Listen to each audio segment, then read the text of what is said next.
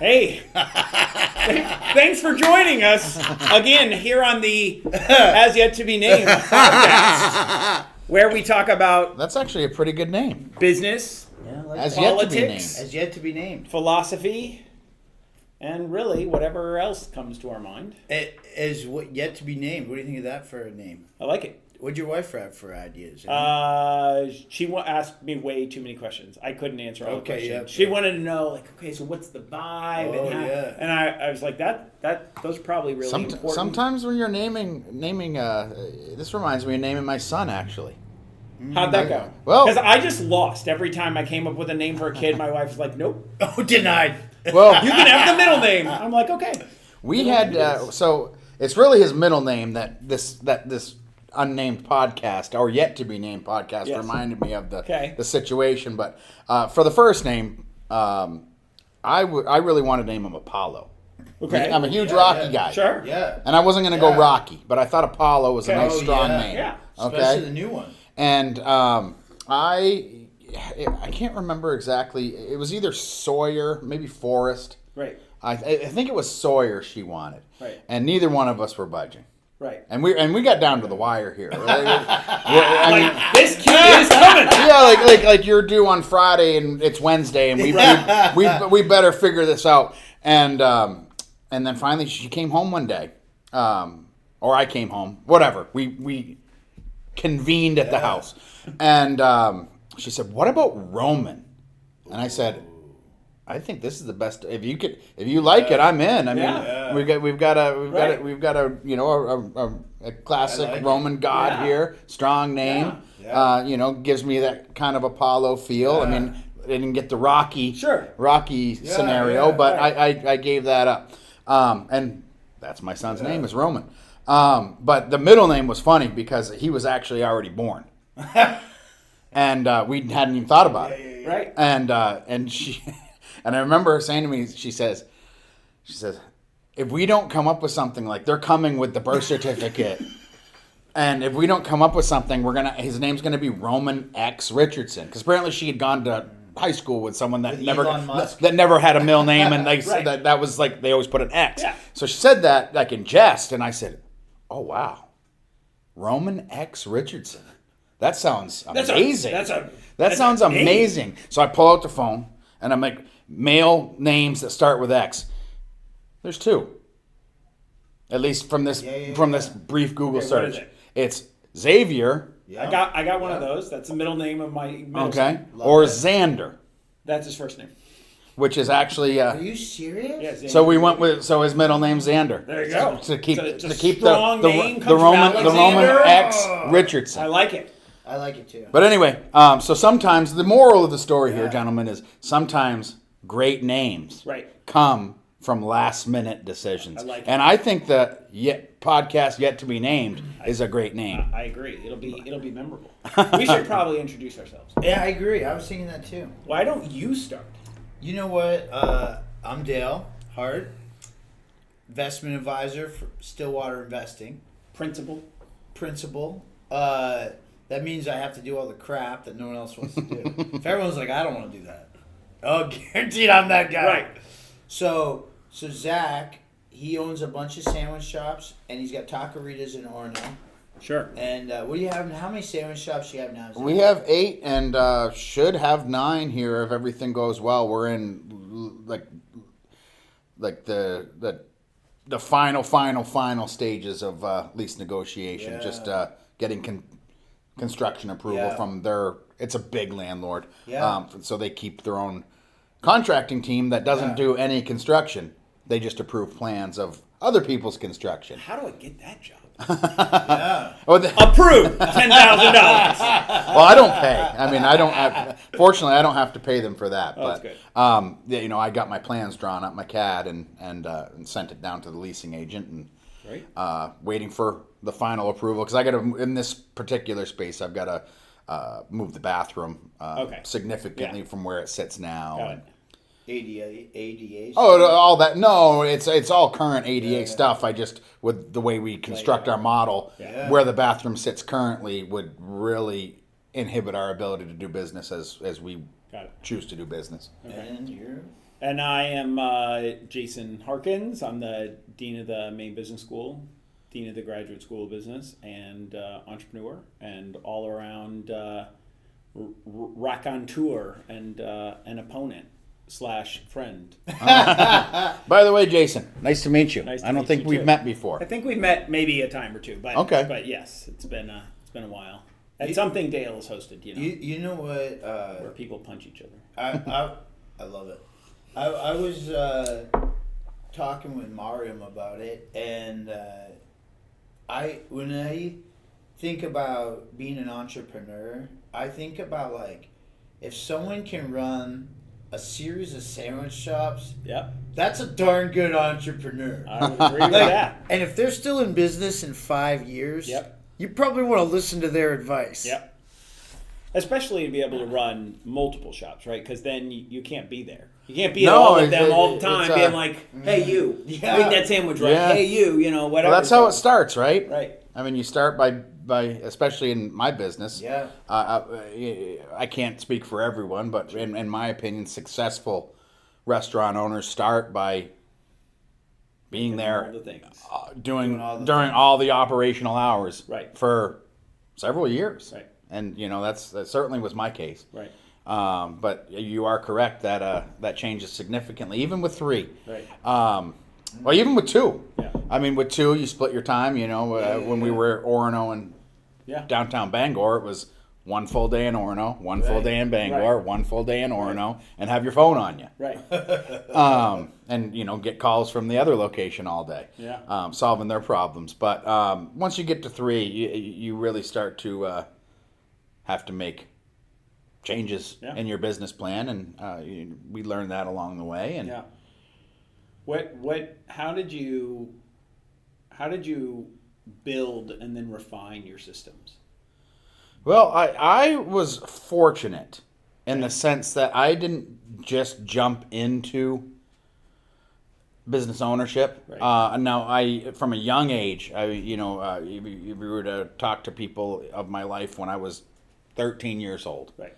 if they would even remember, but if someone was like, "What do you want to do?" It was always, "I want to own a restaurant." Okay. I loved going out to eat as a kid. We did so very rarely, Right. And it was so special. As many people, many elder millennials or younger Gen X's like me, Yeah. that wasn't something that people did a lot. It was, Especially in rural Maine. right. So I'm sorry. What was I got sidetracked. Building the Yeah, system. Building the system. And then Okay. refining them. So over time. Yeah. I went to work. I did have a brief stint of early entrepreneurship by luck. We can get into that later. But then I went to work for Margaritas, who was a very strong restaurant company in the mid 2000s, and Yeah. they're still going strong. They've downsized from what I understand. Yeah. I've been gone for well over a decade Right. now, How but many do they have? I think at the have peak when they you were had working? 26. Was that when you were there? Yeah, well, they were growing then. Yeah. I think I started at 18, and when I left, they were up at 26 or 27. That's But not a thing. from what I understand, they're down to maybe 20 now. Yeah. But I mean, I have no Yeah. information. I mean, I just looking at the website or talking with someone that I run into that still works there or whatever. Yep. But they were a very skilled operation. Right. And probably still are, but I'm only speaking past tense because Right. my own perspective here. But I consider them a very skilled operation, and I was very impressed that a few local New England guys got together Yeah. and created this thing out of nothing. Right. And really had my ears open. I worked for them for 9 years. Had my ears and eyes open the whole time, and I worked really hard, but I considered that schooling really. Right. So I already had a pretty good understanding. Like I worked for some good DOs. Yeah. I felt confident with what they taught me to kind of slide into that role. Yeah. Which was nice rather than just trying to figure it out as I went. Right. That knowledge of working for a successful company in the field you're in for people that you respect, Right. As opposed to maybe a massive international company that Right. things get a little lost in. Sure. I suppose, and though obviously these massive international restaurant companies are wildly doing something right. They're Right. doing something right. Right. But at the same point, there's probably a little more autonomy. Yeah. And maybe a little less learning, and probably more just do this Right. rather than, hey, this is what we want. Right. Let's work together to figure it out. Yeah. Which is about the size of the company Margaritas was when I was working with them. They were slowly becoming more of do this. Right. But when I started, it was very much, hey, here's a restaurant. Right. We trust you.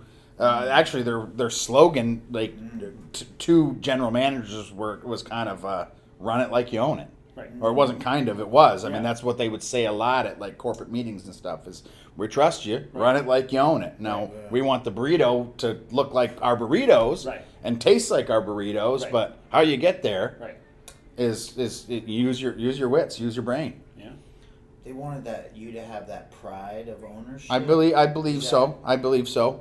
Of course, I ended at the general manager level for Yeah. them. So I wasn't always privy to every little bit of executive level talk, but Right. I felt they were pretty good about delivering information.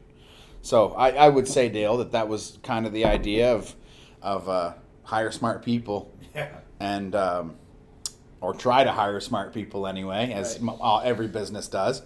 And I'm not sure every business does, but well, I hope they try anyway. I think that was really their mantra, and I enjoyed it very much. right. And I think that's a sign of a good manager, right? Like the one that helps you prepare to be bigger than where you're at.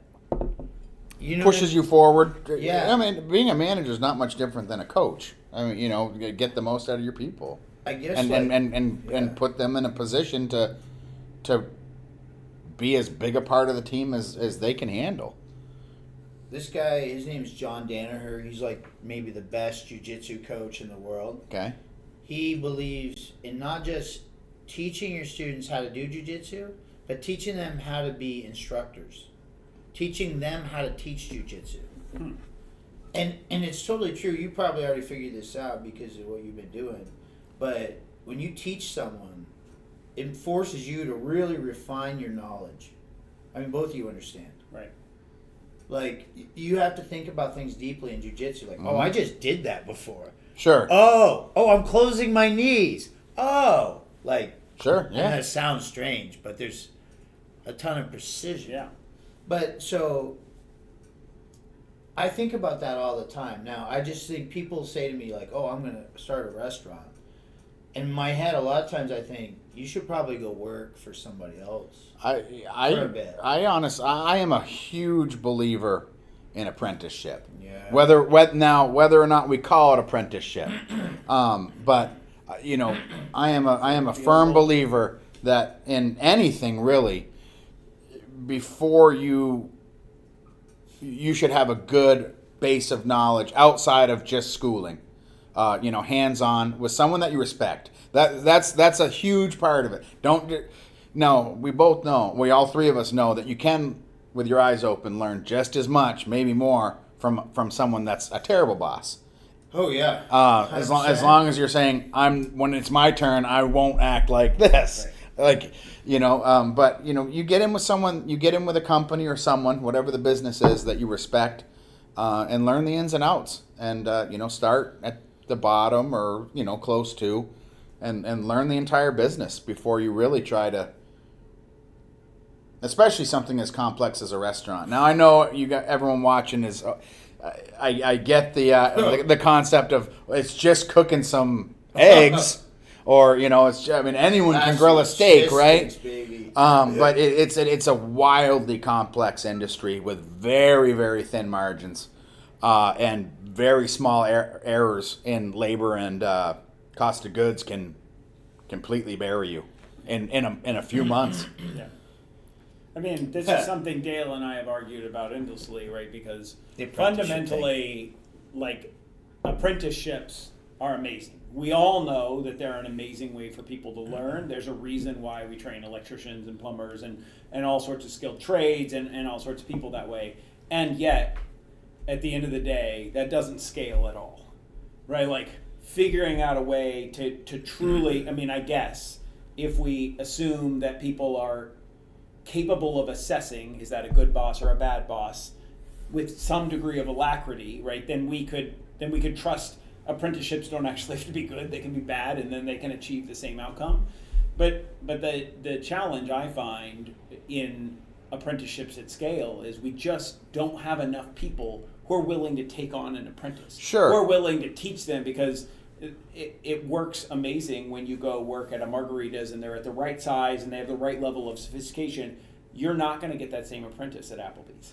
Probably not, Right. but you would gain a ton. So when I say apprentice, I may be using the term incorrectly. Mentorship, Right.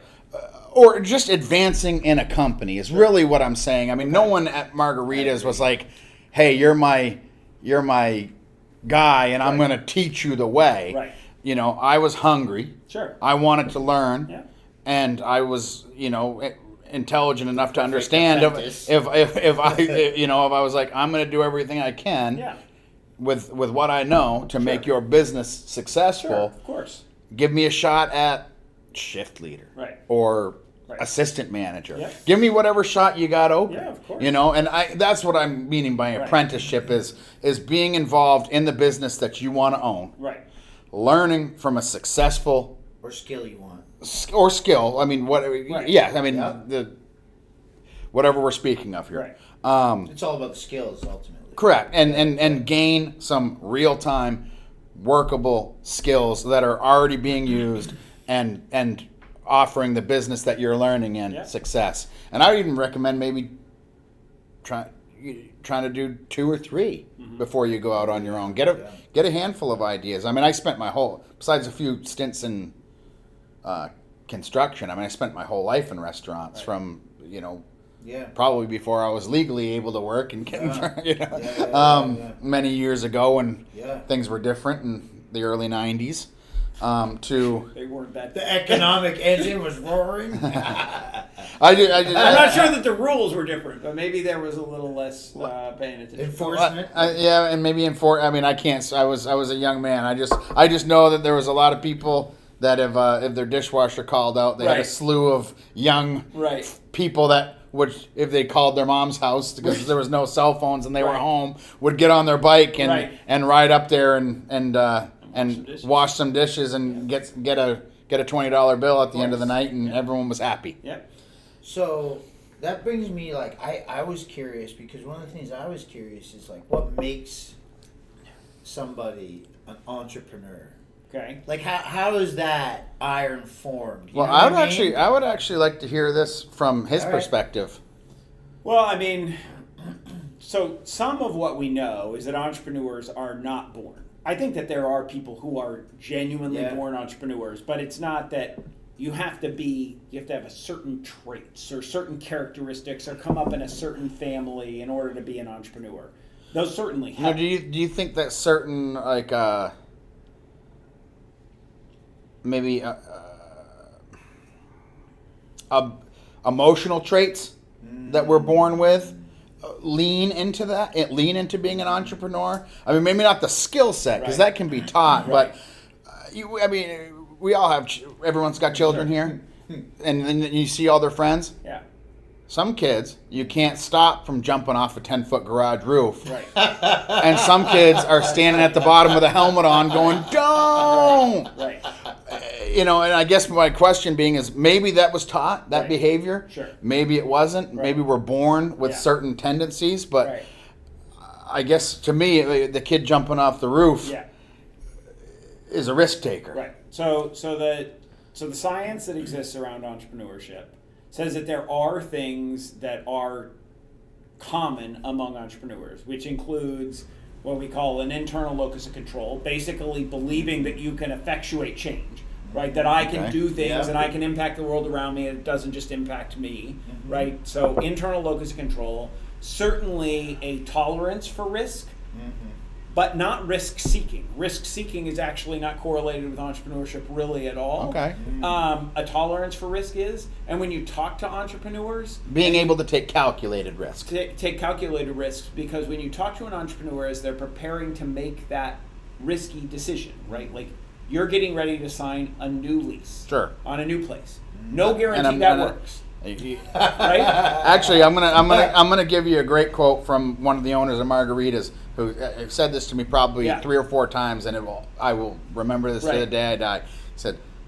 He said, I've been doing this since 1984. Right. This was, probably 2008. Sure. Okay, and he said, I still get terrified Right. every time I open a restaurant Yep. because I got to put up 700-800 grand, Right. and I don't know if anyone's going to come to the party. Right. Exactly. So when you talk to entrepreneurs, though, as they're preparing to step into that thing, they will tell you it's a calculated risk. Sure. Anybody from the outside is looking and going like, what in the world are you doing? That's so Yeah. risky. Oh, yeah. Right? And you're sitting there going, no. Well, I know if I can there do is this a risk, and- but here are the things and here are the options if this doesn't work, right? And so that locus of control we know works. Tolerance for risk is one part of it. There's a real relationship between it's not optimism, but essentially like an abundance mindset, a belief that things can be better rather than kind of a scarcity mindset. So there are some of those things, but and so I do think there are people who have greater tendency to develop those characteristics and traits. But I don't think that you would say just because at 10 you're willing to jump off a roof and you're not, that one is more entrepreneurial than the other. Okay. And it's interesting because you look at So this is people- really like a mix of psychology and business Yeah. kind of melded together. Yeah. That studies that you probably researched. Right. Yeah. And so there's this philosophy huge thing mixed in. because historically, right, the first literature on entrepreneurship was all about personality traits. They were basically saying like, oh, if you're an extrovert, we think that might be it, right? Or if you're narcissistic or you're disagreeable or whatever, right? And that literature's completely failed. Like Sure. there's no personality. Now, when does this go back tie. to? Are we talking like 1950s or like 1800? Like, No. Probably most of the really good science that's been done around entrepreneurship started really in the 70s. Okay. And has evolved a lot since then. I mean, there is amazing stuff written about entrepreneurship that goes all the way back to the French in the 17 and 1800s, but it's much more from an economist's perspective. Sure. The Germans have some amazing schools of the- economics like the- focused on entrepreneurship, but What at year that was point, that? in the 1800s, like Schumpeter Yeah. and like the Austrian school of Kind economics. of the beginning of the industrial age. Yeah, but it's focused on entrepreneurship at the economic level. The study of entrepreneurs as Okay. individuals has really, I mean, there's smatterings of it, but it's been really serious as a science since probably the 70s. sure. Yeah. Okay. And it's really fascinating stuff because a lot of the stuff that we thought we knew about entrepreneurs, we don't know, and that is all still really evolving. So let's talk about. This is a little off topic, but Sure. you sound obviously you're very well versed in this stuff. Now, I've read that typically, businesses, if they don't end up to a board, start to really struggle by the third generation. Now, is that true? Yeah, family business. Of passed down, whether Yeah. it's a massive business even. Yeah, the family business literature. Private equity Tough. ownership, not no Well, board, and in particular for family businesses, Sure. right, where there's transition between the generation. First generation will have a tendency to do X. Second generation, at least that much. Kinda maintains. Sometimes they grow it like crazy. Yeah. And then the third generation's disconnected from the first generation. So getting to a fourth generation of growing a business in a family is a remarkable accomplishment. Sure. Because you get all of the problems that we know, right? You end up putting people in charge of the business because they're family members, not because they're the right person to run it, or you end up getting all of these ties that constrain what it is that your firm does based on, you know, the preferences of individuals in the family, or the fact that we need to pay out this to, you know, Jimmy, or, you know, whatever, whatever it is. And so that becomes a really big challenge. Do you think there's complications in regards to if the business is very successful financially? By the time the third generation comes, they want to enjoy the money as opposed to spend time in the business. Do you think challenges like that arise? But obviously everything can happen. But I'm talking stereotypically here. Yeah, I don't know. I mean, I don't know that literature well enough to really know. I mean, I think the skeptical, or the piece of me that believes that if there's really true economic wealth being created in a family, it's easy to see how the first generation struggles, does it purely entrepreneurial, pull yourself up by your bootstraps. Second generation has experienced the first generation having that reality, and the third generation is maybe a little further removed. But to me, that goes back to the nature versus nurture. Could you raise your kids to not have? I don't know the answer. Could. It's just interesting to think of exactly what you're saying. Is of, you know, I started this business with $8 in a credit card, and, you know, built this. Yeah. My child or children, we'll just say child, it's easier, takes over the business, saw me grow it, you know, and I'm not particularly talking about me, but I'm putting myself in the position of said entrepreneur. Sure. And that child, you know, knows what it took to get there for the most part. Right. Has reaped some of the benefits of the success of the business, but wants to, you know, transcend that to another generation. Right.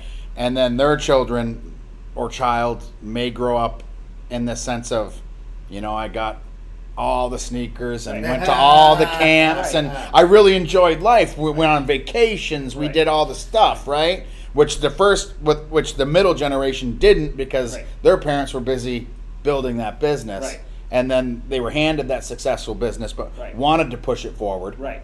Or at least maintain it. Right.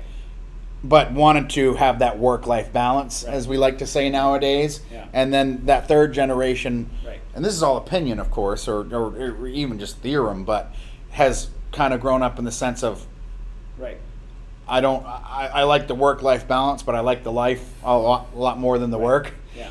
Or maybe some of it is just that they never saw the struggle. Yeah. Right.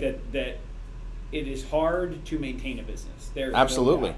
But growing it from nothing, right? Peter Thiel's like 0 to 1, right? Like 0 to 1 is infinitely hard because it didn't exist before. And so everything you're doing, you're creating. And then there's a certain amount of inertia, right, as you're maintaining. And that inertia doesn't mean a lack of entropy, but it does mean like the thing is moving and it will continue to move forward until and unless you direct it otherwise. I mean, it could be that I just didn't see grandpa or grandma like struggle to make this thing from nothing. Sure.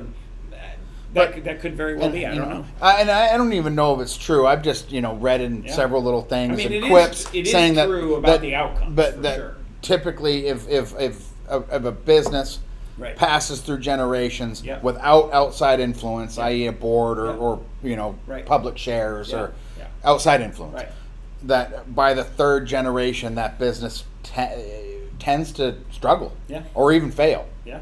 My family's business is 5th generation now, and I know exactly what you're talking about. I think when you were first talking about what makes an entrepreneur, I know we'll call it the Dysart School of Entrepreneurship, and it starts young with a spoon. And even like I think, first off, we always had these camps out in the middle of nowhere, and it was always like death marches to get there.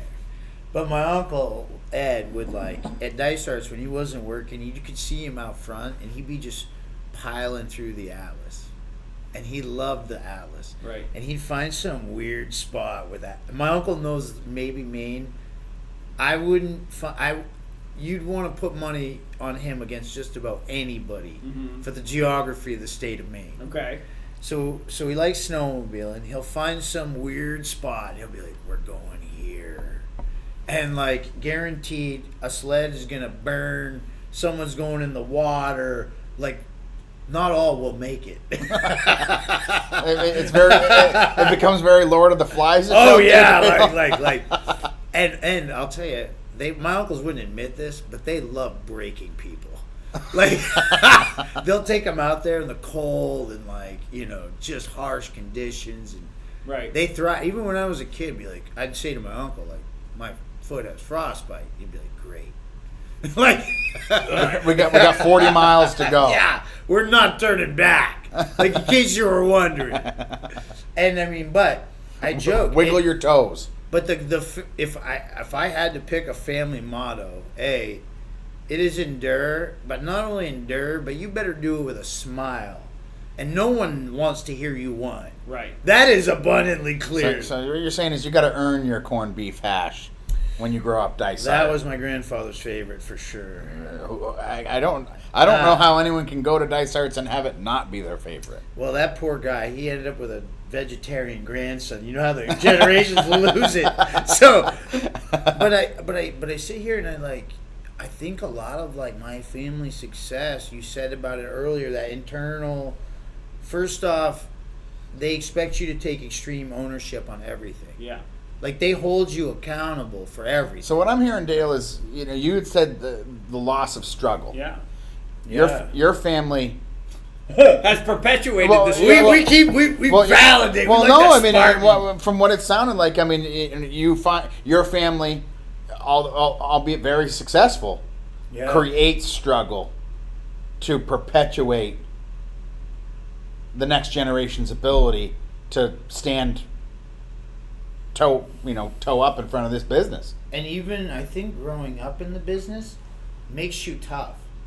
Like, you know how it is, but having and maybe the new generations aren't working the hardest jobs. And my cousin Rory was kind of like, he was bright, but like his mom didn't want him getting dirty. You know what I mean? Like, he wasn't forced to do kitchen labor, like. So, but my other cousins, they've all been forced to wash dishes at Dice Arts. Yeah. And like, this, you know who Peter Thiel is? Facebook guy. No, PayPal. But he's a venture guy now, bigger than. No, Peter Thiel put the initial venture capital into Facebook. You're didn't he? right. Yeah, You're right. Yeah, You're he right. put- He did. he Yes. invested in Yes, Facebook. he did. Yeah. And now he owns Palantir. He has a bunch. But He's done all right. He's done great. He goes, he said once, if I wanted to work for a living, I'd buy a restaurant, he says. I think about that all the time. So there, in Dice Arts, you're like, Right. you're working, you're scrubbing Right. pea soup day Right.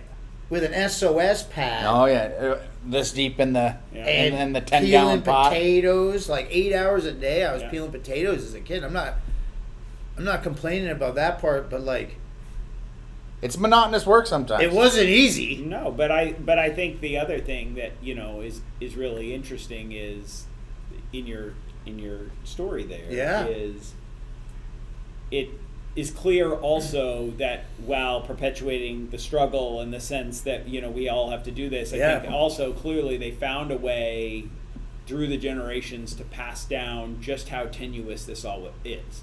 Like that if we ever let our foot off the gas here, 100%. right, like this thing could be gone in a minute, and that is really hard to pass down. It's maybe easier in a business like the restaurant business where a bad week is observable to everybody. Sure. Whereas you get into some of these businesses and you don't even know that you're sinking because you got 90-day terms Right. on stuff, and you're like, oh God, what happened to that quarter? But you still have to make it clear to everybody, hey, look, we all sink if this thing doesn't work. I'll tell you, I know from my family's point of view Yeah. that I would say that things aren't as good as they were like when my grandfather was alive. Mhm. And they'd tell me I'm old fashioned and a bunch of other provocative names or whatever.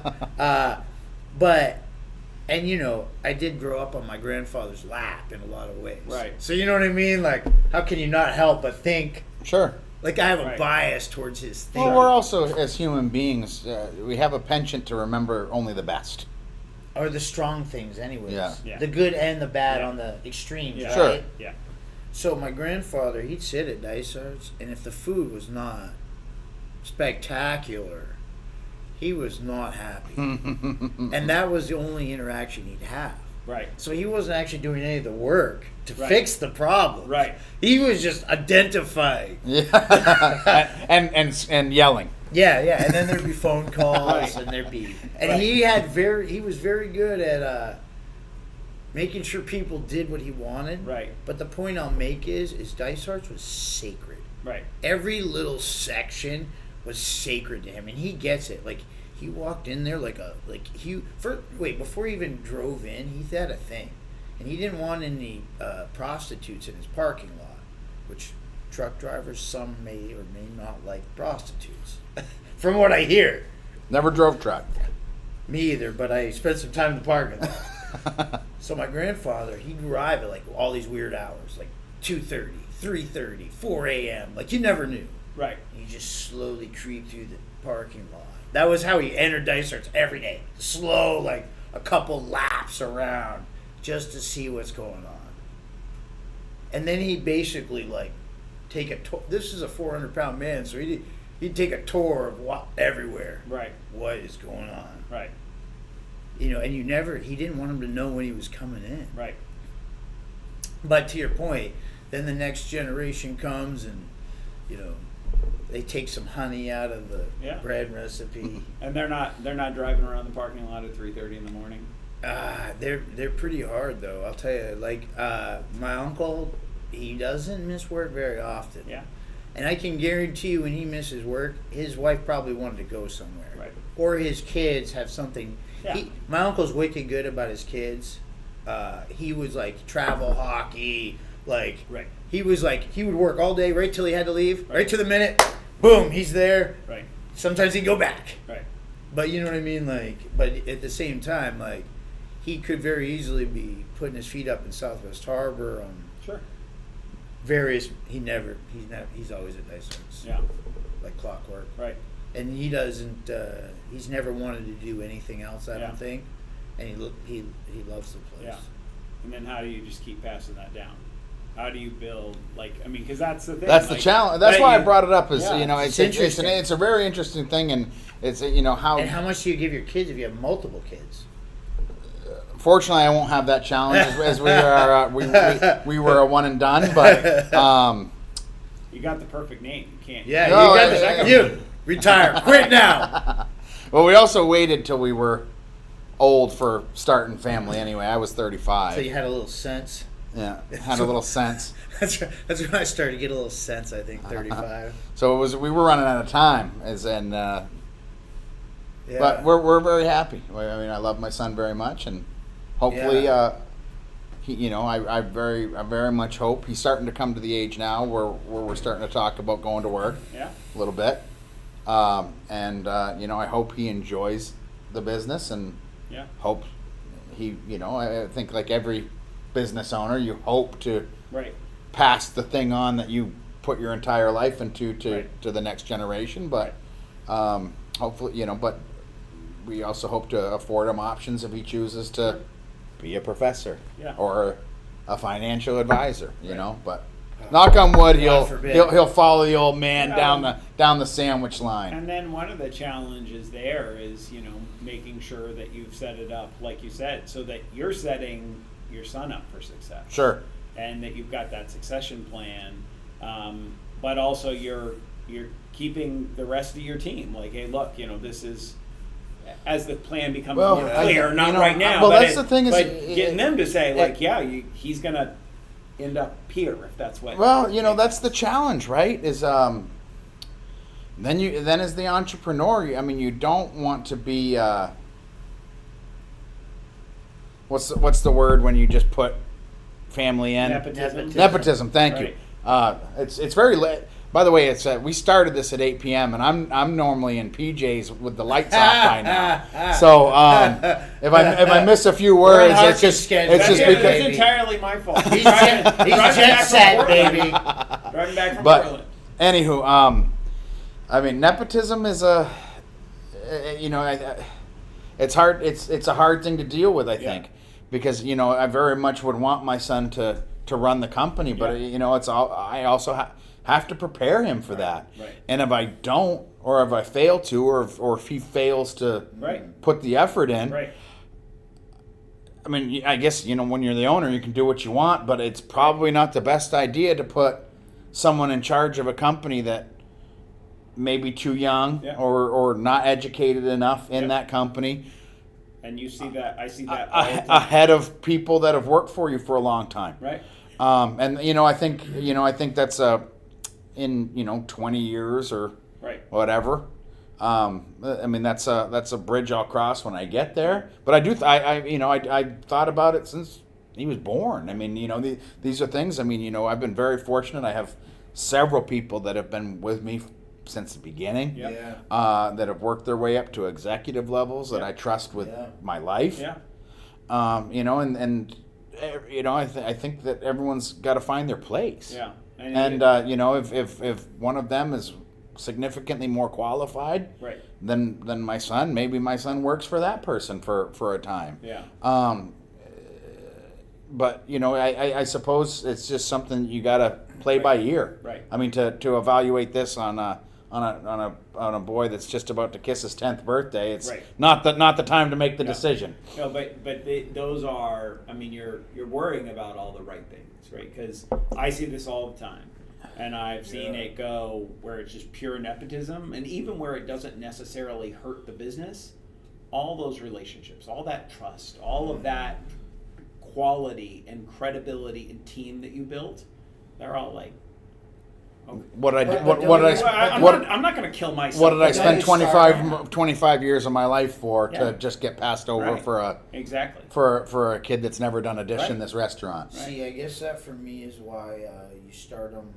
I think that's why, you know, like, the thinking of my family was you start them at the dishwasher. Right.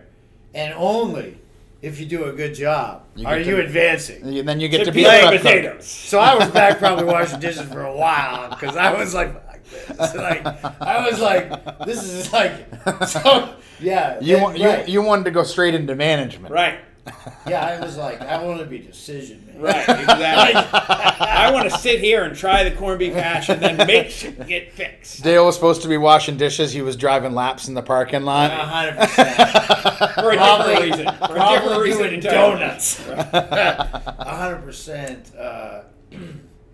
But that way, when you start there and you go, then you know you work potatoes, you work maybe the line. Yeah, They need you. right. Someone calls out in a restaurant. They need you. You go in, do this job. Yep.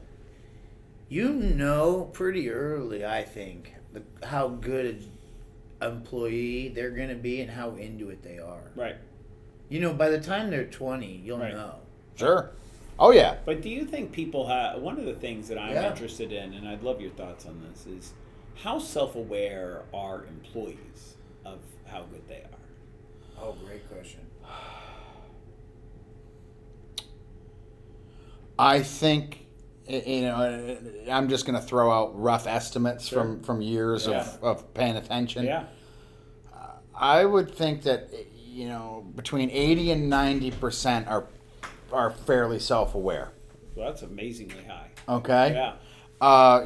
Well, let me backtrack this. Sure. You know, one thing we've learned to do really, really well, Right. or it's one thing that I've learned to do really, really well, and preach and hold this expectation. Yeah.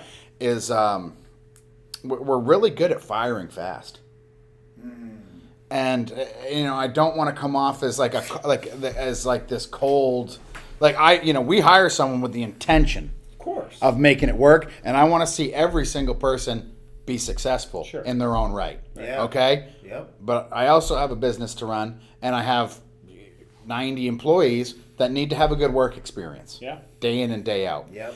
And I'm a firm believer that if you're, as a general manager of a location, Mm-hmm. if you're paying attention, you know if someone's going to work out within 3 or 4 shifts. Yep.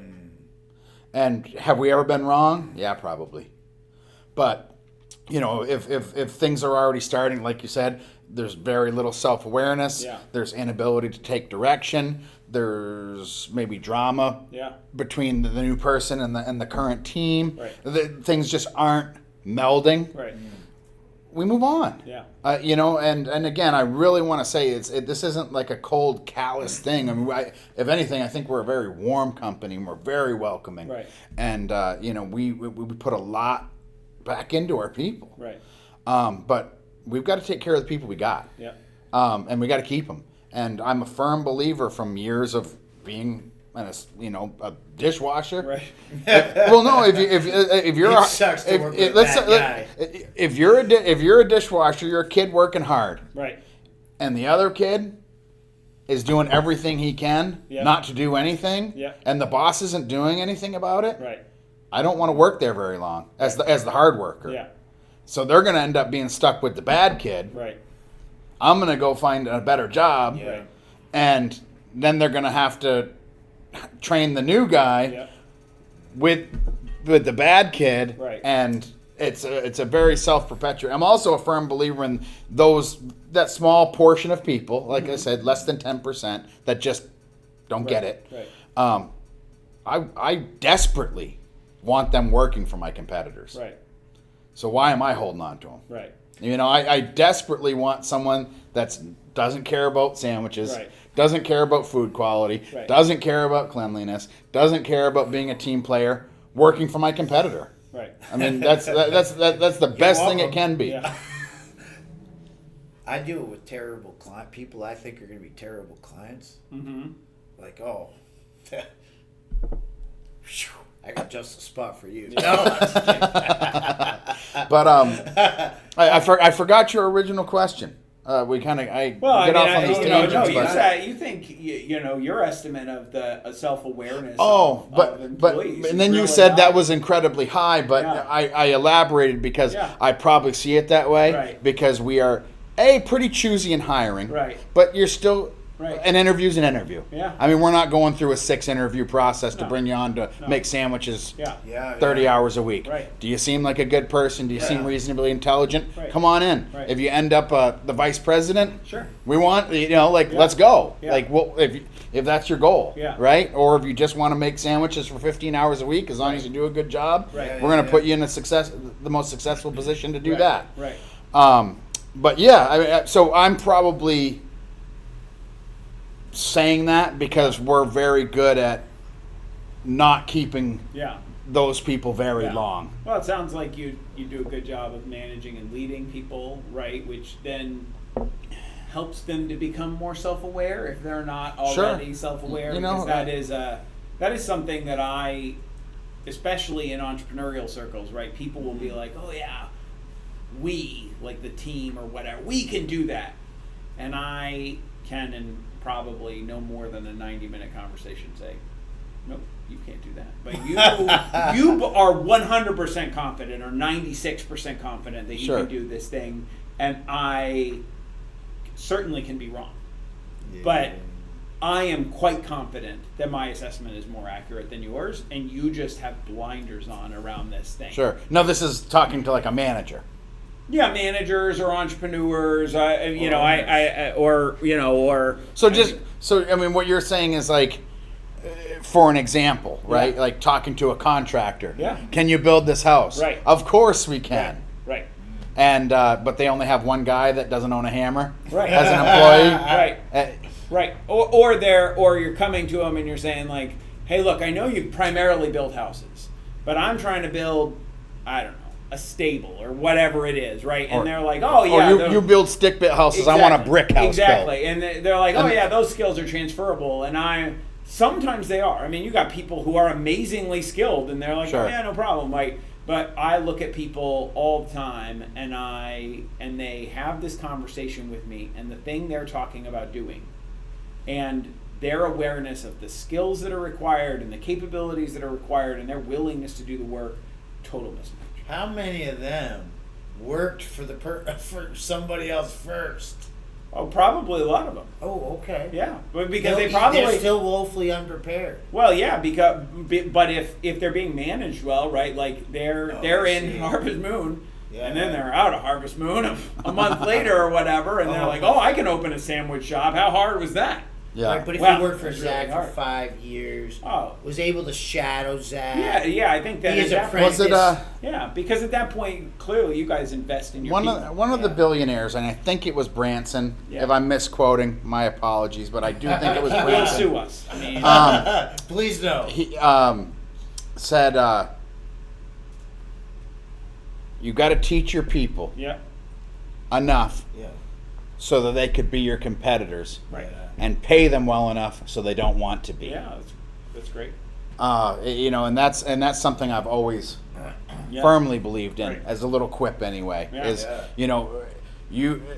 I feel a lot of people make mistakes in the sense of like, I don't want to teach them too much because then they could leave. Right. But you're only lowering your own bar you're of your killing business. yourself at that You know, point. if I teach my people so well, maybe if we end up in a franchising situation, Right. maybe that's an option for them. Right. Maybe say, you go down and you got Massachusetts, Right. and I'll help you, Yeah. financially to get started, Yeah, or right. I'll be your partner in that franchise, or whatever. I mean, there's no rules, right? To a certain degree, Yeah. but I want every single one of my employees Right. to be able to operate Right. a sandwich shop Yeah. successfully, Yeah. because they're going to be tasked day in and day out to make good decisions, Right. and they need to be able to make them. Right. Well, and especially given the ages of probably many of your employees, right? They're not going to be with Harvest Moon for their professional No. career, So you want to say, like, if you got people and you're training them so well that they're going out and being successful, I mean, that's truly a credit to you. Sure. That's the way I think about it. I guess I'll give myself a pat on the back, but it's really more. I guess it's more selfish than that. I mean, I see it as, I'm going to teach you everything I can, Sure. so you can be as successful as you Right. can at Harvest Moon Right. Deli. Now, if those skills are transferable Right. later in life, Right. I want to see them be as successful Yeah. human beings, Yeah. and have Right. the best life, the life that they want to have, Yeah. both professionally and personally. Yeah. And I hope to keep them, Right. and I hope they grow Right. with me. Right. There's a guy in jiu-jitsu named Marcelo Garcia, and he's like, he was the best in the world for a while at jiu-jitsu. Mm-hmm. And he started filming all his training sessions, Mm-hmm. and he put them out to the public. You can get a $20 monthly subscription, whatever. Watch Marcelo's all his training, and he was teaching at his gym. And people were like, what are you doing? You know what I mean? Like, you're not going to lose a step as a competitor. He said, if they come down and try and play my game with me, they're in a lot of trouble. Right. You know what I mean? And honestly, he's sitting here talking about that, like, and if they want to go toe to toe on making sandwiches, Right.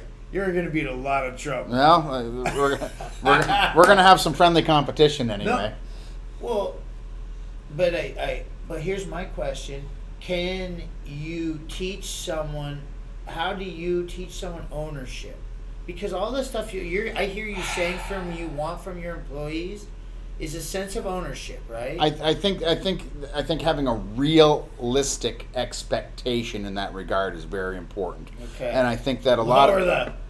well, listen, even in my highest level executives,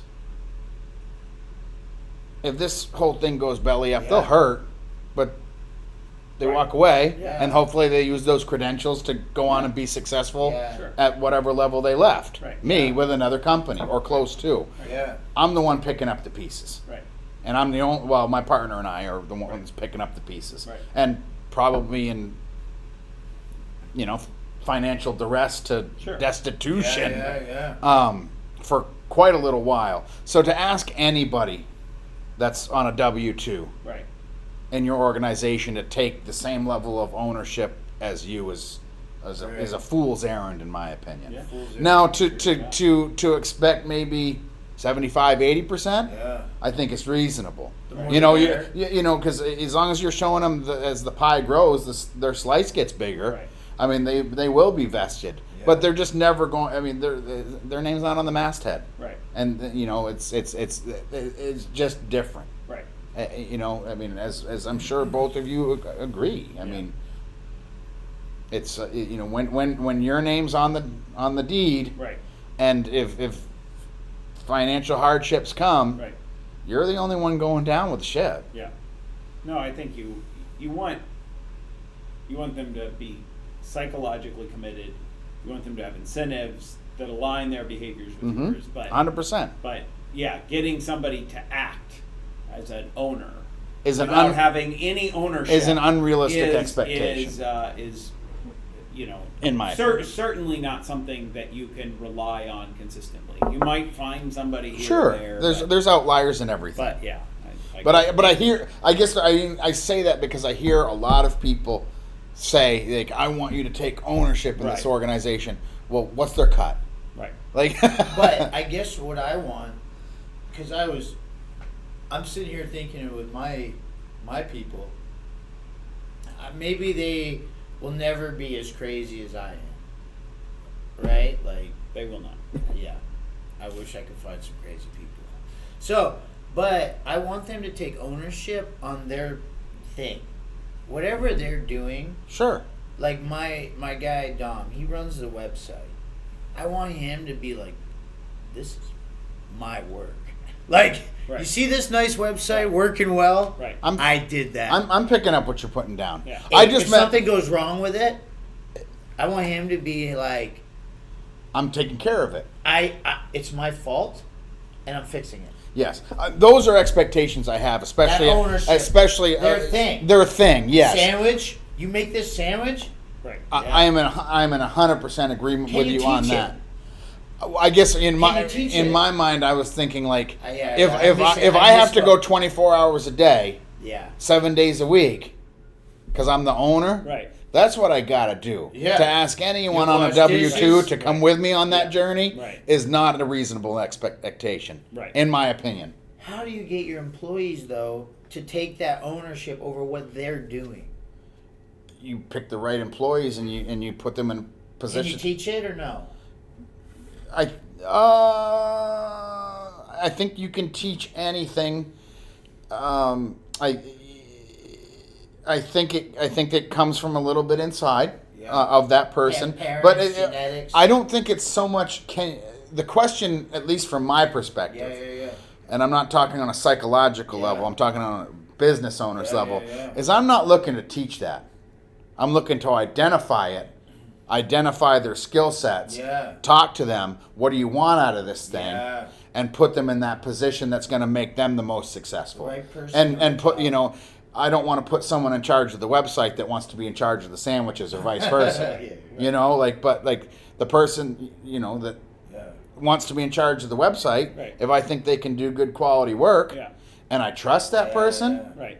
how much do you want to do it? Right. Yeah. What's a fair deal? Yeah. And To me, it's also about building a good culture, though, right? Where it's a culture of accountability, but not just one where you or your manager is paying attention, but everybody's paying attention, right? Because that is us collectively saying, this is what we expect of each of us, right? Sure. So it's not just, does the manager catch you screwing up the website or making the wrong sandwich, but if somebody else does, they're not going and tattling. They're saying like, hey, look, I think How can I help right, you? exactly. Or you made that sandwich wrong. Here, let's redo it, or whatever it is, right? And then once you build that into your culture, that becomes self-reinforcing. Then it's not about kind of a true management science. When I'm paying attention to you, you're doing perfect, and as soon as I turn my back, you're doing whatever you want. You're saying we all know that this is what we all expect. Another metaphor or analogy or whatever you want to call it to building that culture, in my belief, is what I talked about earlier. Is telling your people, listen, we're going to have a fun time. Right. We're going to work well together. We're Yeah. going to be professional. Right. But we're going to have fun. Yeah. We're not. We're not going to. We as management aren't going to allow a team member to not allow that to happen within the team. Right. And we talk but the analogy I was saying, but creating that culture, I called it firing fast earlier. Yeah. Sometimes it's someone that's been with you 2 years, Yeah. and their attitude completely changes. Yeah. And you've done everything. You've said, "Are you happy with your pay? Are you happy with your schedule?" Right. Like the job. Yeah. But so sometimes it's not firing fast. Right. But even in that. It's still firing well, fast, I right? talk about it like and I guess this could be a little touchy, but I do use the analogy when I talk to some of my managers. It's like cancer.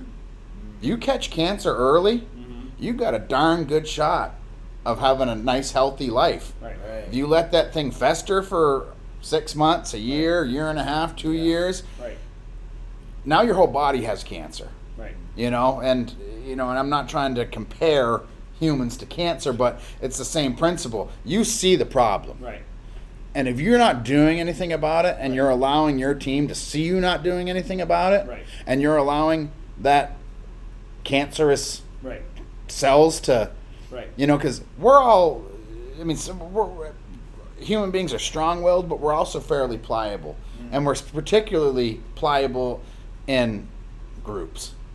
Not all of us, but groupthink is a real thing. 100%. You take someone that believes X Yep. and put them in a room Yep. for a week with people that believe Y. Right. That person's going to be they might still leave that room believing X, but they're going to have some thoughts on Y. Yeah.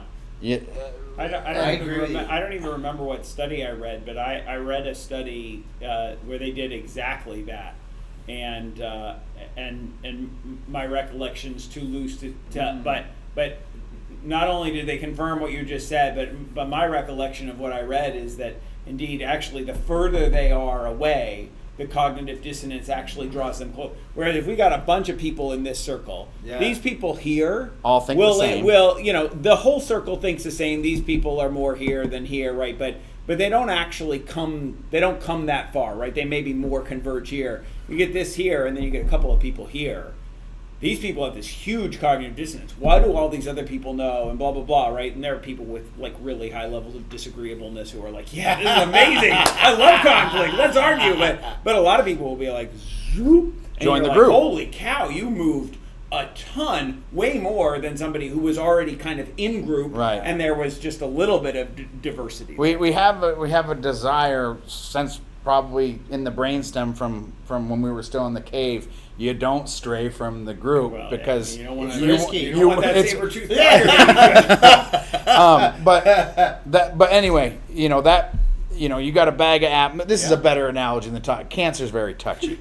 My mother died just recently with cancer. So I'll leave cancer alone. But you get a bag of apples. And they're all fresh but one. Yeah. Yeah. If you don't pull that one that's got the rotten spot out of there, Yeah. they're all going Yeah. quick. Yeah, for sure. I got a killer story for you, and it's the exact opposite of the bad part. And there was this story. I got this guy on LinkedIn. I love him. His name's Jimmy May. Okay. And I have friends in business school positions, and I like their leadership thinking. But these Navy SEALs, these guys are my favorite. You buy the ice Sorry, cream. I buy the ice cream. Well, because if you lead in combat, Right. everything's on the line. Right. So no one's better, in my opinion, at leadership than military, and no one in the military is better than the special ops guys. But how do you think that? Give it to me. How do you think? You don't think so? How do you think military style leadership transfers to, say, running a McDonald's? It does 100%, and I'm not saying you can implement everything, but let me give you the perfect examples. Like today, this guy Jimmy May posted a great story. It's exactly what you're talking about with the cancer, but the exact opposite. And he had a group of his guys, his fellows, which are called, they're basically SEALs that have gotten out and they're transitioning into civilian life. He helps get them skills, trains them up, gets them whatever they need to get back acclimated Sure. with Right. some purpose. Right. These are some Sure. amazing guys. Yeah. Sometimes they get Rambo. lost in transition. Sure. So, this is cool. So, he's doing a seminar, and I think it was Pray.com people. and it's like a prayer reminder with an app or something. Okay. And I'm not an expert on that part, but they had like a caravan of people, okay, and he had a bunch of his fellows there. They were like driving and hosting people, and they drove it up, and there was a ditch, a huge washout in the road, and he got out and he started carrying rocks to it, and he didn't say anything to his guys. Right. They just started carrying rocks in too. They started grabbing shovels. All of them instantly started finding work. Right. But you'd find, if someone didn't, if someone just sat in Those the bus, boys wouldn't like it much at all, I suspect. Right. And I think that's a lot of what makes SEALs so magical, to be honest, is that they have such a love for each other and such a brotherhood and a bond. Right. They'll do anything for each other. Right. I think a lot of times when they do the hard things, the really, really edgy stuff that's hard to accomplish, they do it for the love of their brothers. Mm-hmm. You know, the dangerous stuff like taking a bullet. Right. They'll do anything for their brothers. Right. I'm not saying you can get that in a sandwich shop maybe, but the closer you get to it, sure. that seems like that's the way.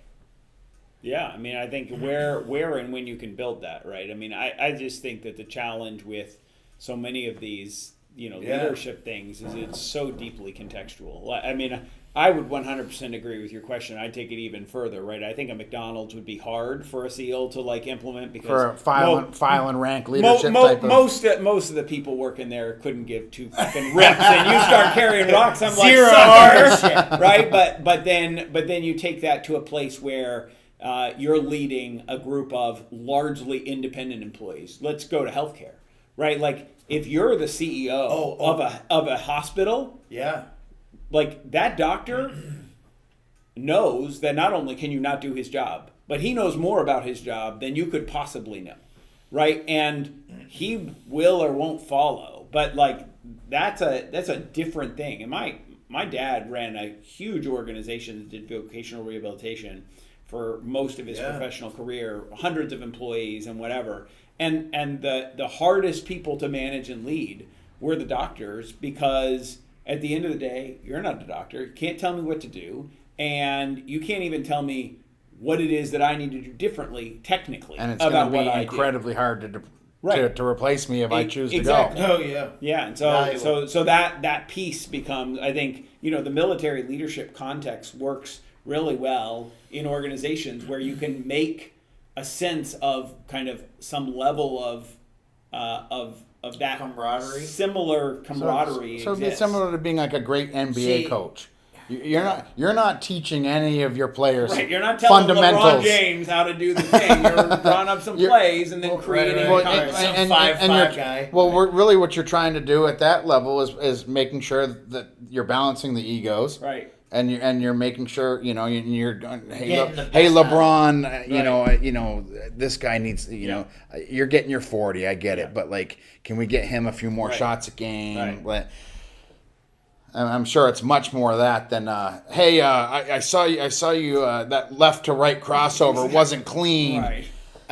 I guess what my thought is though, so we have that team where everybody cares about each other and they care about the mission. And what I mean by the mission can be anything. Sure.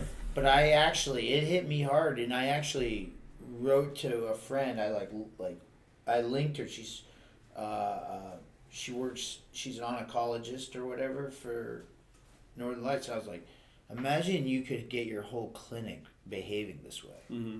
Like, imagine if you could get the MAs, the nurses, every level to be invested in the mission, Mm-hmm. which it's a noble mission. Sure. You're saving kids from cancer. Yeah.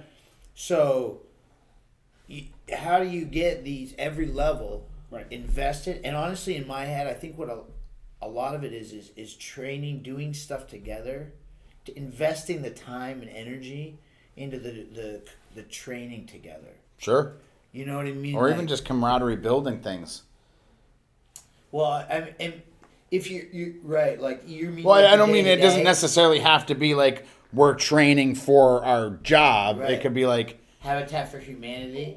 Or What was they went out and built a house we're together? taking everyone bowling. Or bowling. I mean, it could be as Right. like we as an organization care about our team members. Yeah. We care about you guys spending quality time together outside of work, Yeah. and if you care to participate, Yeah. and we will fund a ski day at Herman Mountain, Right. small things. But man, if you can develop that care in the mission, It's very powerful. yeah, I think so too. And obviously, every person you add, it becomes infinitely more challenging. so In that, one person on a mission is very simple. yeah. Add another person, Yeah. Right. twice as hard. Right. Add a third person, then now you're talking about Yeah. an oncology department Right. and half these people probably have never even met because I work overnights and I work the Right. mid and Yeah. it's very complex to keep a Healthcare's team. tough. And I think they're all on board for the individual patient, right? Like I can't imagine anybody working in healthcare and dealing most. with that stuff. Like, yeah, right, most, right? But the challenge is how do you get them to abstract it? But- not like how do I care for Jane, right? But how do we then say like, oh, we all need to be all in for oncology at Northern Light Health? But Sure. let me That's put that's an a tough alternative scenario to you. Sure. Like instead of us being mission builders, Yeah.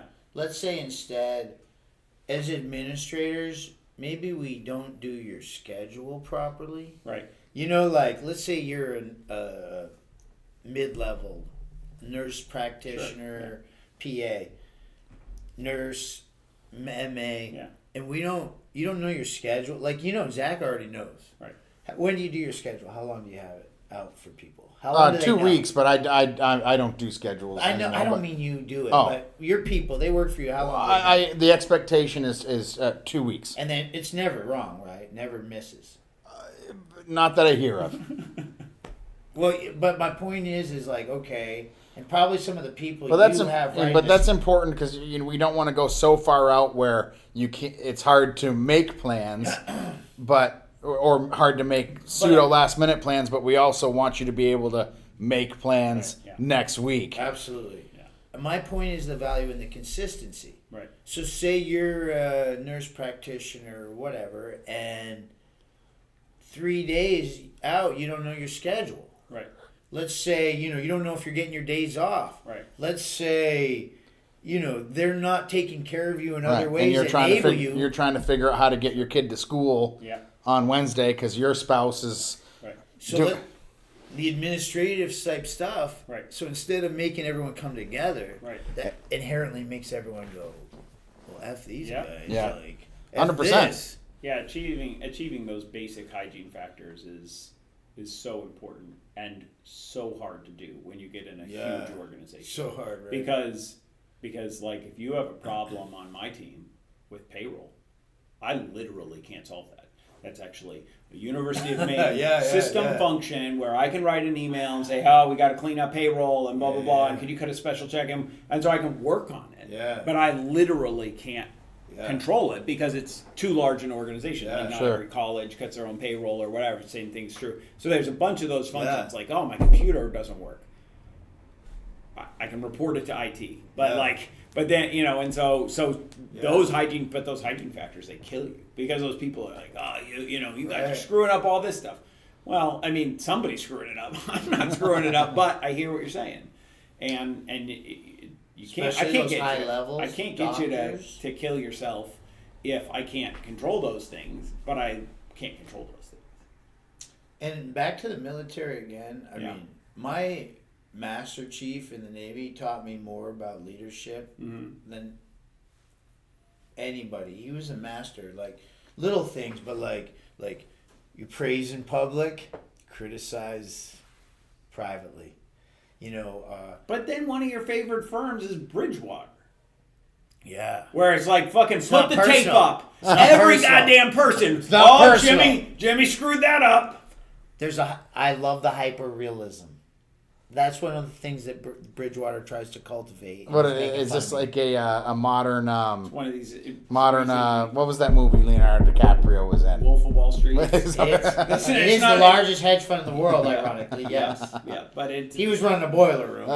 but it's other people eating fish right. He was Yeah. selling on annuities call or day. But they've created a culture, right, that works for them. Radical and then candor. and then you literally hire into that, right? And you say, like, it's not that you're not a good person. Yeah. But if you're not at a place where everybody can call out your bullshit, like publicly, then you can't thrive here. It doesn't matter. So what they'll do is they'll have you interview, right? And first off, they put lights on you.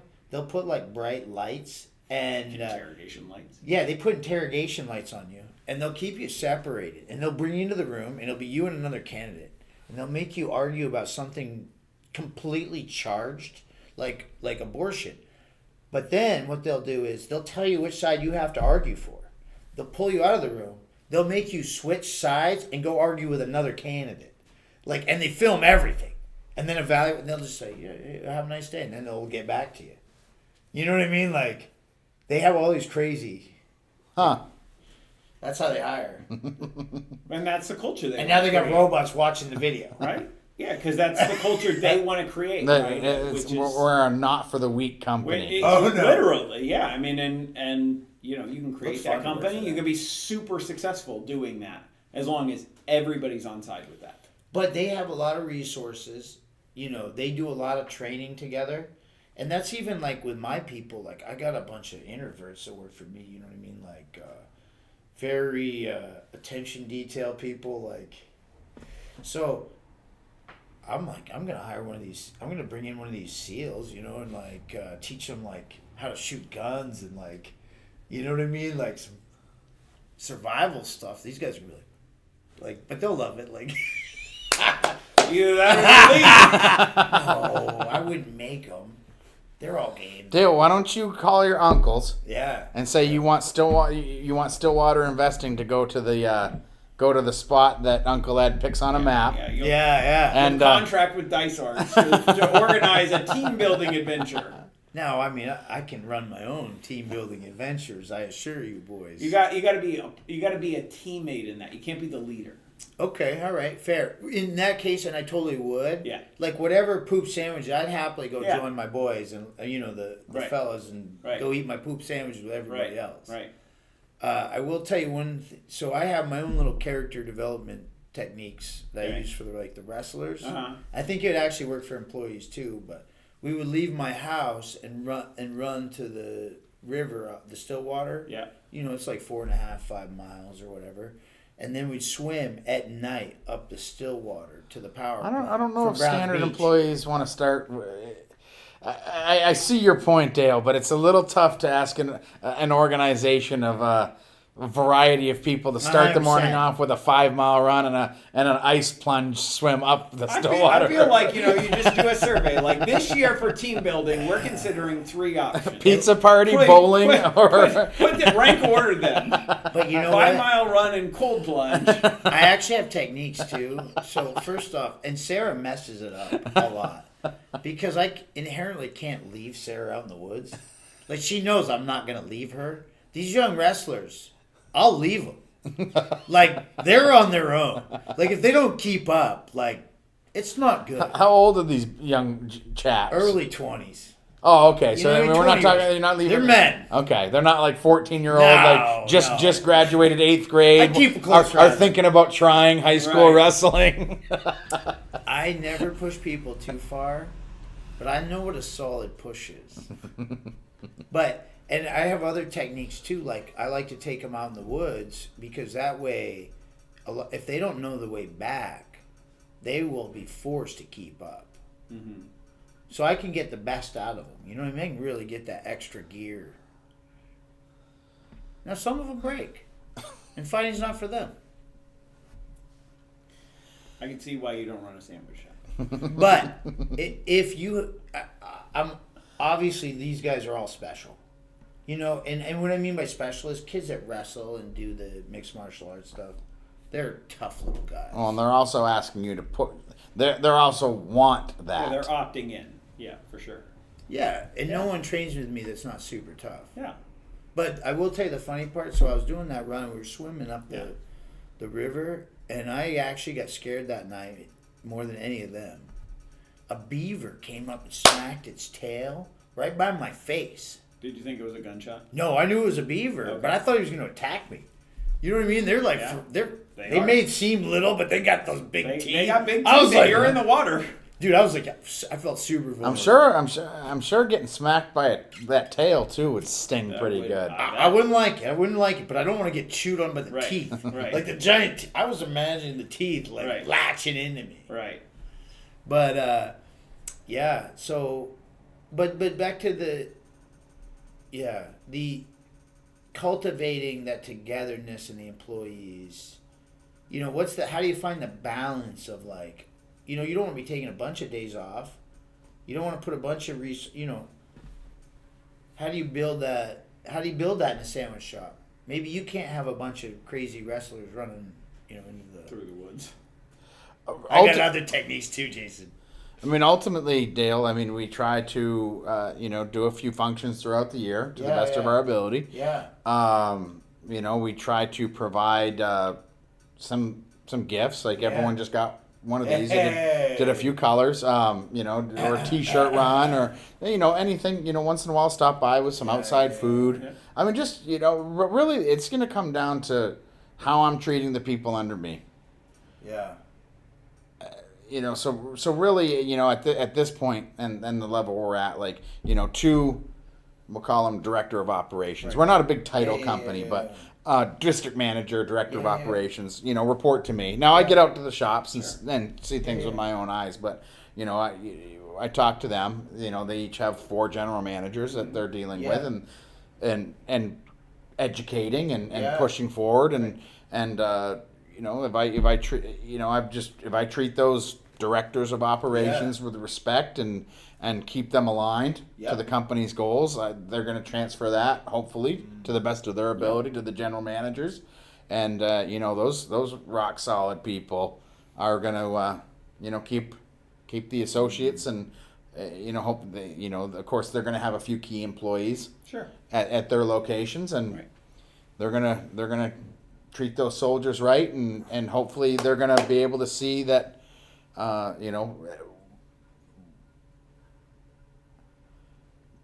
I always like to think of it like this.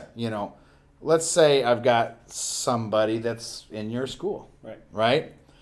And maybe if I can continue to grow the company, they're going to see that there's opportunity to stay with me. Yeah. Maybe they're going to your school Right. because they want Yeah. Yeah. to do what Dale does. Sure. And I got no shot. Right. Either way, that's not my concern. But, what I really always try to tell, especially my managers, is I want everyone to get what they want. Right. Of what they're capable of. Yeah. And if that's going to work for Dale, Right. after they get their piece of paper, Right. I want them to have that. Right. Right?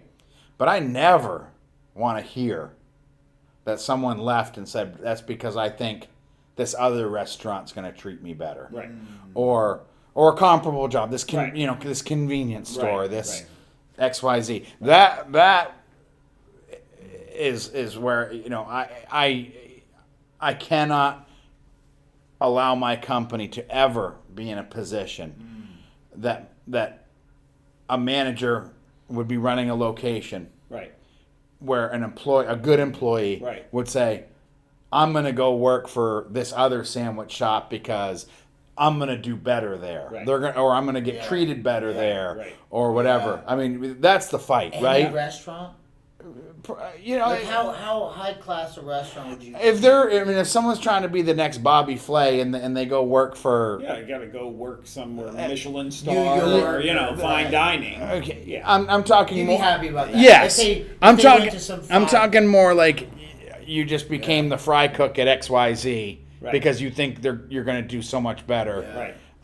Than us, making sandwiches at my shop. Right. And that's my duty Okay. to do the forecasts Yeah. and allot appropriate resources Yeah.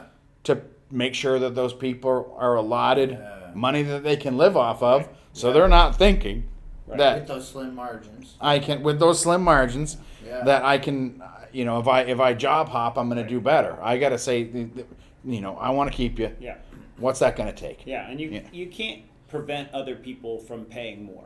I cannot. But if you've got But they've got the same margins I do. Right. And eventually there's a cap. Right. But if you've got competitive pay, whether or not it's the best possible for those employees, and it's clear that you want them to be happy and fulfilled, and you want them to feel valued. And we're continuing to push all our management and executives down that. Right. Once you're doing that, I mean, look, if you're going to job hop for 27 cents an hour, I guess that's what you're going to do. Like, I can't, Correct. I can't stop you from doing that, and I'm not interested in playing a wage only game, because that's 100%. 100%. But I guess if you're, you have to be competitive with pay. Yeah, of course. And you have to pay people what they're worth. Right. And of course that's very argumentative. What's a human being worth? But you have to pay people what they're worth within your own industry. Yeah. And that's fact. Yeah. I don't have software margins. Right. I don't have Peter Thiel margins. Peter Thiel margins. That's all that government contract. What did you got? What started? Peter Thiel's come up a bunch tonight. Were you guys talking about No, him we love earlier? him. We both love him. Okay. I'm not sorry. I didn't mean to. 0 to 1 is cool. He's a polarizing he's guy. a super polarizing guy, right? What about He Eduardo Saverini or some of these other meta guys? Yeah, also I would say they're all. Peter Thiel is much more outspoken in his perspectives, but I think a lot of those. Obviously a lot of those Facebook guys have done really well, and they've had a huge impact. The kind of like Peter Thiel Facebook tie or meta tie, right? Sure, was around being an investor, right? It's really, but if you go back to the PayPal mafia, so that's where Reid Hoffman came from, Elon. and Elon was associated with it. Yep, there's 3 of them. And there's 9 of them. And Right. So But those 3 were right. the main. Yeah. But so anyways, that group is super polarizing because both they built not only that thing, which was incredible, but then they all went on to build other incredible, crazy things, which is hard to fathom that you've got that talented a group of people together. But then subsequently they have decided that now, because they have you money, they're going to express all their opinions about everything, and pretty quickly, you end up in a place where whatever degree of agreement or disagreement they had when they were building PayPal, they are now clearly very different people. Well, and the other interesting part about Peter Thiel, I don't know if you knew this or not, but he has $1 billion in a Roth IRA. How? You can only put like $5,500 a year in the thing. Yeah, he did it with his PayPal shares in the beginning, his pre-IPO. Now they're not letting you do it the same way anymore, but he took all his initial PayPal investment and made it Roth. Oh, and you could dump that much in? But it was small comparatively. It was founder share. Founders shares, like $1 a piece. Yeah. Not even $1. Right. And then he's just traded it up to $1 billion? Yes. Because he had a home run with PayPal. There's so many. I wouldn't pretend to even really understand it, but you talk to some of these guys. They're you're saying these shares that were very low value became very high value in a Roth. Just like with Tesla, right? So Elon's investment into that was whatever dollar amount it was as he bought the company, right? And then it goes crazy.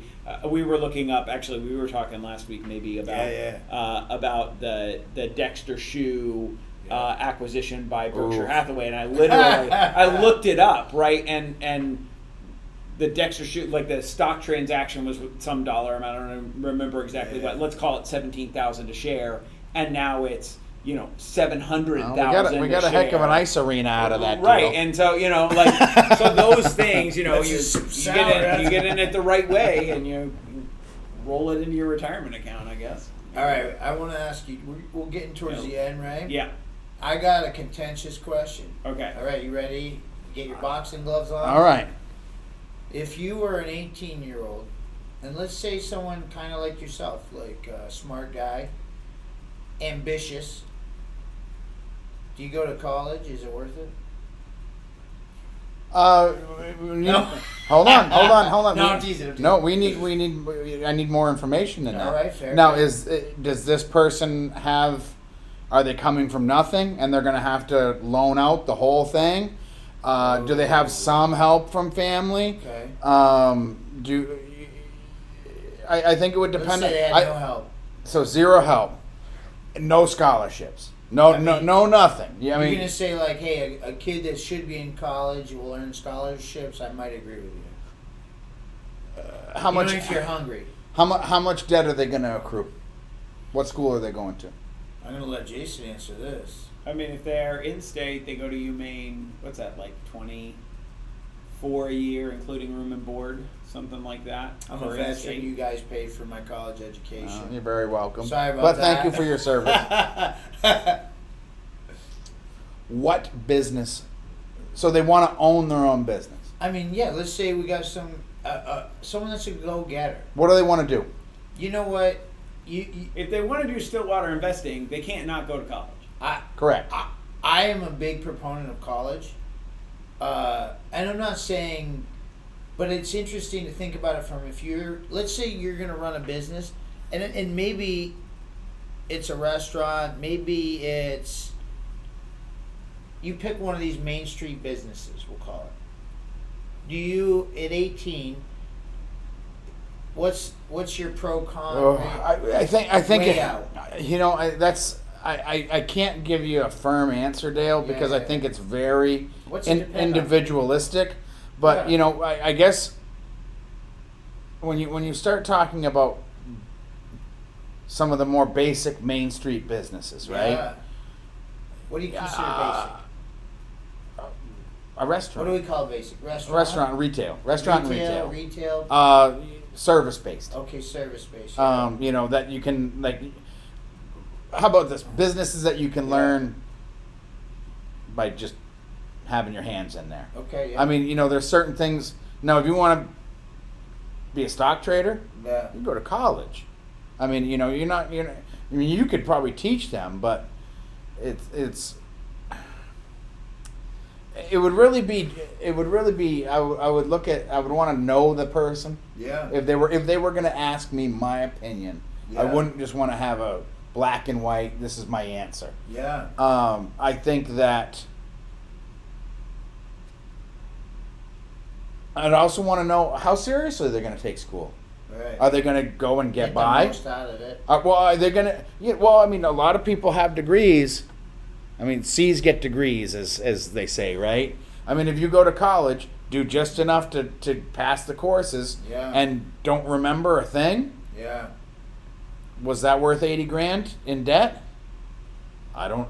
Probably not in my opinion. Right. If you're going to put your all into learning the material, Yeah. and you know, going to your advisor and talking about concepts and utilizing all university has to offer, sure, go. Okay. You know, I mean, invest that money in yourself, but come out with a plan, and don't take any extra money and go on spring break either. I mean, like, Right. you know, take them, work spring break. You know, keep the debt down, because I mean, what I mean, now there's all this. Is it, you know, forgiven and whatever? But let's just say, we're It's not anymore. no, but let's just say, let's leave all that out. I mean, we paid for your college. You don't get to do the fist bump. what's I mean, if you go not the Fed, but Yeah. what's FAFSA. FAFSA? Yeah. What's the interest rate? They set it based on low. Yeah, probably. Yeah. It's probably like Short-term 7-8% treasuries. at this point. Yeah. Yeah, because it's going to So- be prime plus something. So let's call it 7, Yeah. and you get out. Yeah. And now you got $80,000 at Yeah. 7%. Yeah. So Depending what's on what $6,000 you a pay year back, yeah. already? So you got $500 a month in interest payments. Yep. If you can even start making the payments. I mean, if Yeah. you're not going into deferral, there's just a lot to think about. And I'm a big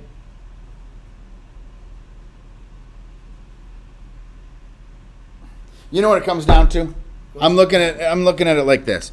I look at debt as a necessary evil. Yeah. And I look at using debt. Tool. I look at debt as only a tool. Only a tool. To make return off of. Right. And if you, as an individual, feel that you're going to make return based on your investment in yourself, I think it's a wise move if you're going to put that level of energy into. If you're going to make the most. If you're going to make the most of it, and you know, and it's not even, you know, I'm not saying have no fun and you're just reading all the time. I'm saying you're not trying to skate by. You know, you're learning. You know, you have a plan to leave with a wealth of knowledge in 4 years, and have a good social life and all the things, right? If that's not your plan, I don't know a duplex would be a better use of debt in my opinion, but you know, but I'm also not factoring in some of the socialization factors of I'm not factoring. I shouldn't say socialization. I'm not factoring in because I don't know some of the psychological aspects of being of that age, getting some independence. There's all these things that factor into. Yeah. I'm looking at simply debt to return. I think if you think about somebody who is going to really take college seriously, and you were to take advantage of every available resource at a university, it is an amazing bargain. Absolutely. I mean, you go to sporting events, you have culture, you got a library, you got like friends, you got development, you have learning, you have all these things. Terminal. It's Bloomberg Terminal. Well, let me ask you this. Yeah. I mean, how long have you been doing what you do in this position? I've been in my position now for 2 years. Okay. Was in the lower level 2 years, and then was a faculty member, just teaching, research, whatever, from 2008 to 2020. So 12 years. So for 17 years. Yep. You've been watching students come and go. Yep. And you know, we're talking about this. What would you say the rate, if just guessing, based on having your eyes open, of what's the percentage of the students that are actually doing what you're talking about, coming through the university? I would say the number of people, so at the university, I don't know, high single digits maybe. I would say that's true of life. People who are like grabbing everything and being like, I'm going to take advantage of every opportunity. let's eliminate small. let's eliminate like the grabbing everything. Right. I'm talking about, you know, like the ones who are taking it seriously. Making sure to get B's, you know, like leaving knowing the material and being able to look at it analytically and then use it later in life. A 3.0 or something. Yeah. Versus did I do enough to move on to the next course? I mean, I think that it's probably not as small as we would want, but there's a minority of students for sure that are just there literally for the social reasons. Like they're not interested in any part of education. What's the current rate of one semester or 1 year and done? Our retention rate at the business school from fall to spring for first year students is 91.5. So just about. How many will graduate? 67% or so will graduate. So 35%. So 35 out of every 100. Mm-hmm. I don't want to say wasted because I'm sure they got something out of it along the way. Economically, it's 100% wasted. Like the group that does worst in life are the people who do some college and never graduate, like as a group, and leave with debt because they got a bunch of debt. Yeah. They don't get any of the accrued advantages of getting the degree, right? So they've done a little bit of this and a lot of this, and they've never like squared the circle. That's a tough way to go. And there's a bunch of reasons why they leave, right? So some will never graduate, like for instance for our student athletes. I don't know whether they'll ever graduate somewhere, but they came to UMaine. They have an amazing year on the football team, and they're like, I'm trading up. Like I'm going in the transfer portal. I'm going to a better school where I can play more football because I want to play pro or whatever it is. Yep. And I don't know whether they ever graduate or not. Some people leave. Stuff happens in life, whatever. Sure. But the ones who are there. So if it's let's call it 33%, like for some reason don't graduate from the University of Maine, from the business school, right? Then it's some portion of that. It's at least half, but I don't know what the proportion is, that are they just didn't know what they were doing. They showed up. Someone told them they needed to go. Exactly, and it ended up not being their thing. And then some sign other, here for the money. Right, and then some other proportion leaves for what I would call a good reason, right? So what we worry about as a business school is I don't care about retention or graduation for people who don't retain or don't graduate for a good reason. Like Zuckerberg. You're like Zuckerberg, or you're playing football and you got a chance at a better team, or something happens in life that nobody could have controlled or predicted, and you have to leave school. Fine.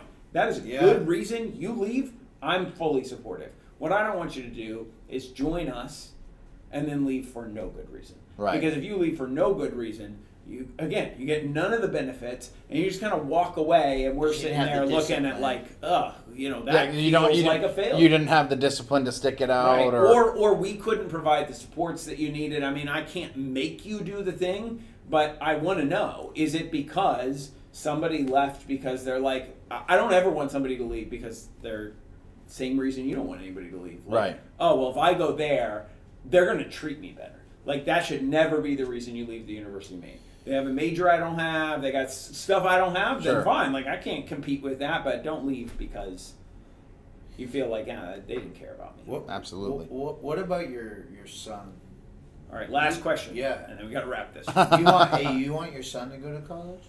I want my son to have the opportunity to go to college. Yeah.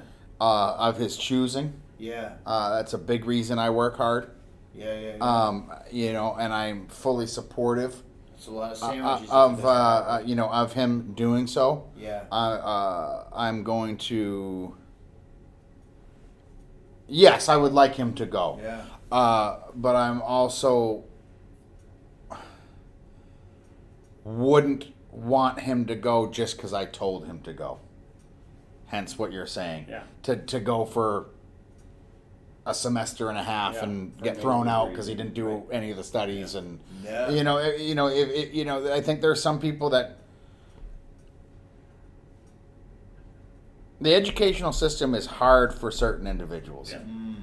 I was one of them. Right. I don't. My son is still in grade school. He does his schoolwork. I mean, he's a friendly kid. We're yet to see, if he's going to be one of these buckle down people. I certainly put the time in to say, this is important. We do our schoolwork before we do this. Right. We do our schoolwork, right when we get home. Right. So we have the rest of the night to play, as opposed to play and then be really bummed about doing our schoolwork. Right. But I want my son to have the opportunities to do what he would like to do in his life. And I would not, I don't think, if he looked me in the eye and said, I don't think college is my thing, I want to come work for you and I want you to teach me, I think I would be satisfied with that. Yeah. I would but I would want to have that conversation of, listen, like, you're missing out on some opportunities. Yeah. This is, could potentially be the best time of your life, as a lot of people talk about. Friends, contacts. I'd want him to know what he was missing. Yeah. I wouldn't just say, I've told all of my kids, which is probably a little counterintuitive for somebody with a bunch of degrees, but I'm like, look, if you're going to college, you're going to UMaine, because I work there, and undergraduate level, like, look, there are advantages for sure to go into Harvard, but I'm not paying for that. And so, like, full stop. Like, you can go to UMaine or you can pay for it. I don't care, but, like, I'll pay for it if you go to UMaine. Would you help them with the debt? Would you co-sign for the debt if they got into Harvard? No, they can get it with the FAFSA. That'll be fine. Okay. Yeah, but I've also told all of them, like, there is no need that you graduate high school and go to college. Like, I am obviously super supportive of education and the transformative power of it, but if that's not the right path for you, then don't do that, because that's terrible. If you really want to be a you want to be a mechanic, go freaking work for a mechanic, because you're not learning that at a university. And exactly. I mean, that's I wish. You want to learn how to be a mechanic? Yeah. You can apprentice with somebody. Oh shit. I think they also have a program right up at the A little short on time. From my point of view, I'd be very disappointed if my son didn't go to school. And I want my son to be able to. Would you make sure he knew you were disappointed? Like, would it be one of those talks like taking him out into the woods? 100%. Oh yeah. You're gonna put the pressure on him. Like you feel like the key needs to be turned. I guess in my head, my goal since the day he was born is ultimately that at 18 he'd be fine without me. If I was a croak and not have to give him $1, you could throw him out in the street and he'd be fine. Do you know what I mean? Like, all right. That's my ultimate You've goal. been working on toughening this kid up since birth. Self-resilience. But even with that, I would have failed in my job as a father or my goal as a father if my son doesn't go to school. And ultimately, I just want him to be able to read, to research, to write, and math and science. Like, just to be able to, like, whatever else he does in life, I want him to have a good understanding, a college level understanding. Of being able to analytically think. Absolutely. I think college is just a great excuse to go learn from people that are experts in subject matter. Like, I had a biology professor. I should remember his name now. You mean he's a mean son of a gun. I took that. That'd be good if you, before you get on podcast, be like, I had this guy. I don't remember who he is. No, he was a great professor. And Sarah, she challenged me and was like, I was signing up for the Bio for Business majors, and I didn't understand that was like for wussies or whatever. Well, she goes like, that's a wussy biology class. She's like, you need to take this one. And of course, I was flexing, you know what I mean? And it was so hard. And but he's an expert, so I got to go to this guy.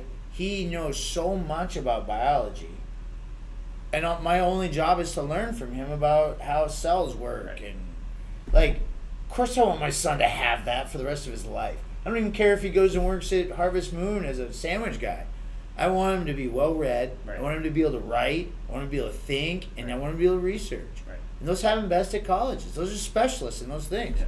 The idea of and not to mention, just having a few, like a financial strategy class. Right. You take a couple of those, two maybe like basic finance and a financial strategy, and understand the basics of how the market works. That just paid for itself. Your degree, right? You selecting your 401k options, right? That degree right there just paid for itself.